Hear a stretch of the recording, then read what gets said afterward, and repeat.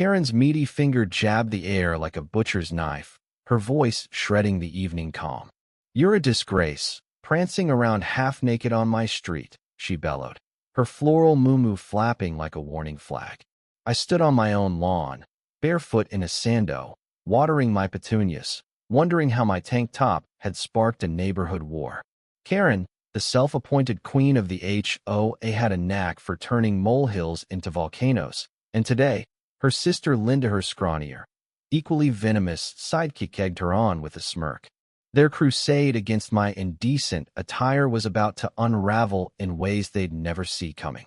It was a humid August evening in our sleepy suburb, the kind where cicadas hum and kids' laughter drifts from backyards. I'd lived here 5 years, keeping to myself, my only crime being a love for cheap tank tops and a front yard I'd turned into a floral haven.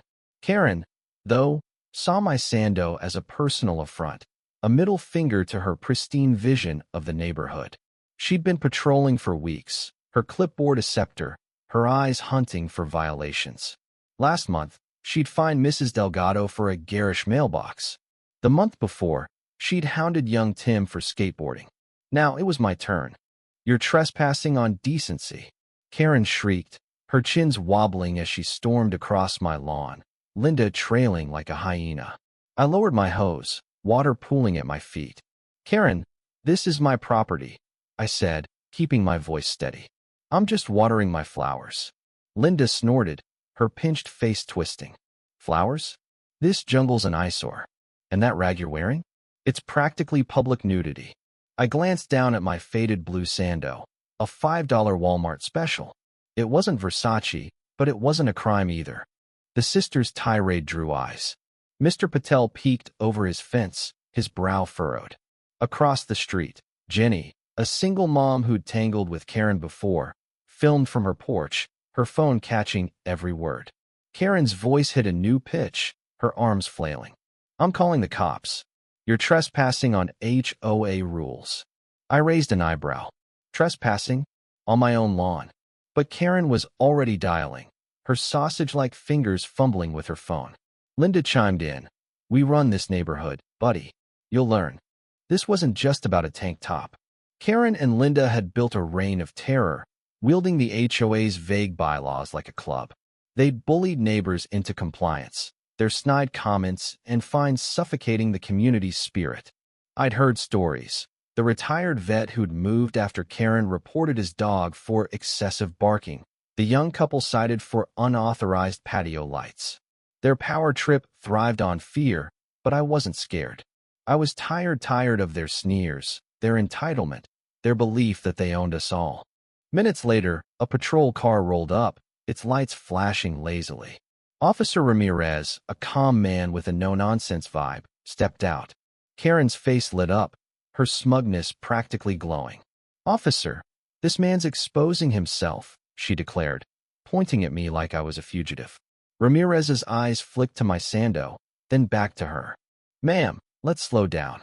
What's the issue?" Karen launched into a tirade, her voice a mix of indignation and glee, claiming my attire violated community standards. Linda nodded vigorously, tossing in accusations of lawn neglect for good measure. I stayed quiet, letting them dig their hole. Ramirez listened, his face unreadable, then turned to me. "Sir, your side?" I shrugged. "I'm on my property, watering my plants." They came onto my lawn, yelling about my shirt. Ramirez glanced at the sisters, now standing on my grass, well past the sidewalk. "You're on his property?" he asked. Karen sputtered. "We're enforcing HOA rules." Ramirez's brow lifted. "HOA rules don't override property lines, ma'am." The air shifted. Jenny, still filming, called out.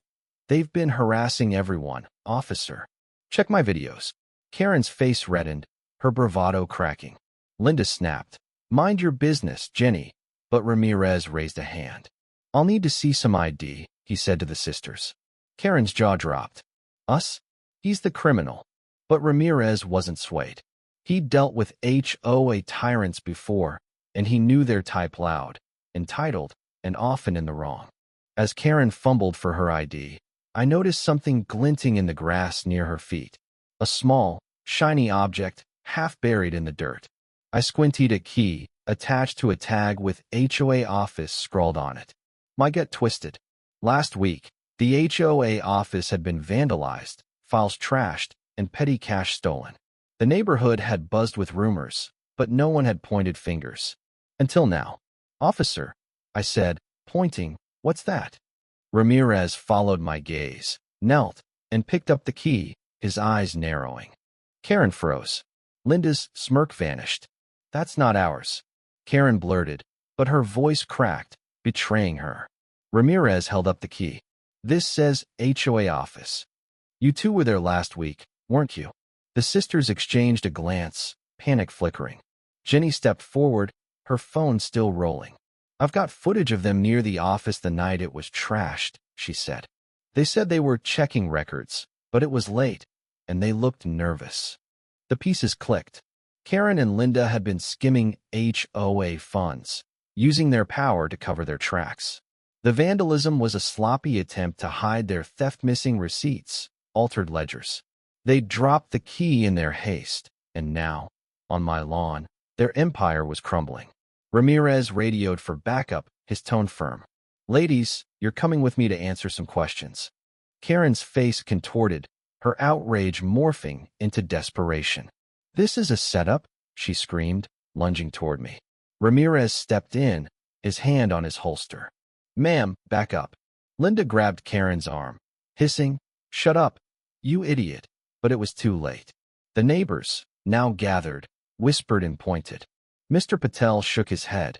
Jenny kept filming, her lens capturing the sisters' downfall. As Ramirez cuffed them, Karen's bravado melted into sobs, her muumuu sagging like her pride. Linda muttered curses, her eyes darting for an escape that didn't exist. The patrol car's doors slammed shut, and the sisters' reign ended not with a bang but a whimper.